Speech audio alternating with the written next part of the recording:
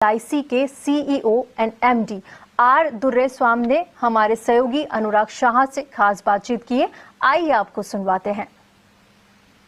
अब हमारे साथ जुड़ रहे हैं देश की सबसे बड़ी इंश्योरेंस कंपनी LIC के मुखिया, LIC के CEO आर दुर्रेस्वामी जी। बहुत बहुत स्वागत है दुर्रेस्वामी जी, आज हमें वक्त देने के लिए। सबसे पहले मैं आपसे यही समझना चाहूंगा, 100% FDI के अलावा भी कई सारी चीजें जो है इंश्योरेंस एक्ट अमेंडमेंट बिल में हम देख रहे हैं, तो कितना बड़ा ये इंश्योरेंस इंडस्ट्री के अंदर रिफॉर्म है? क्योंकि जब भारत के अंदर इंश्योरेंस की बात आती है तो सबसे पहले LIC का नाम आता है। तो LIC के मुखिया के तौर पे सर, आपको क्या लगता है कितना बड़ा बदलाव होगा इन नए रिफॉर्म के बाद?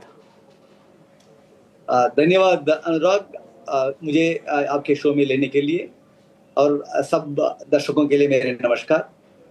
ये जो आज गवर्नमेंट ने जो कदम उठाई है, एक नए बिल लाए हैं पार्लियामेंट में, वो इंश्योरेंस सेक्टर को और बहुत ज्यादा आगे बढ़ाने में बहुत कामयाब रहेगा, बहुत मदद करेगा।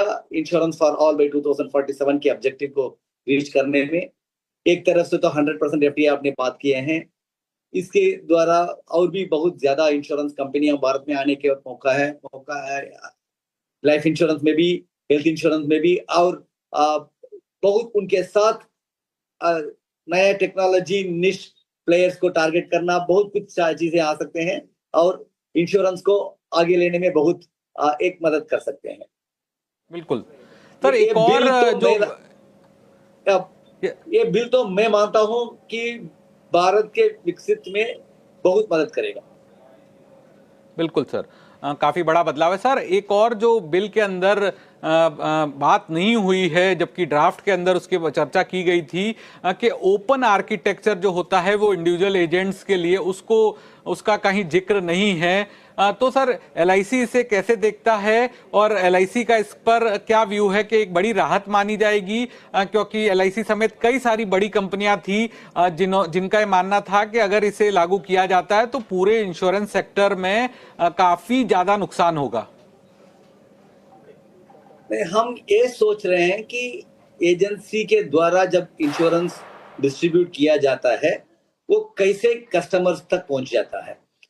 हम ये मानते हैं कि हर एक लाइफ इंश्योरेंस कंपनी, हम सिर्फ लाइफ इंश्योरेंस की बात करेंगे तो हर एक लाइफ इंश्योरेंस के पास 15, 20, 25, 30 इंडिविजुअल प्रोडक्ट्स अवेलेबल हैं, और अगर एक एजेंट को पूरे प्रोडक्ट्स के बारे में जानकारी लेना और उसके ऊपर पूरे अपने एनालिसिस लगा के कस्टमर को जो बेस्ट इंटरेस्ट में प्रोडक्ट होगा वो कस्टमर तक ले जाना उतना आसान काम नहीं है। तो इंडिविजुअल एजेंट्स की बात जब उठती है, हम LIC ने पूरे यही मान के चले हैं कि इंडिविजुअल एजेंट्स एक एक इंश्योरेंस के साथ जुड़ के काम करना कस्टमर की ओर से और इंश्योरेंस कंपनी की ओर से भी फायदामंद रहेगा, ये हम सोच रहे थे। इसलिए हम इंडिविजुअल एजेंट्स में ओपन आर्किटेक्चर को के बारे में हमारा जो विचार है वो गवर्नमेंट के सामने और रेगुलेटर के सामने हम रखते आए हैं।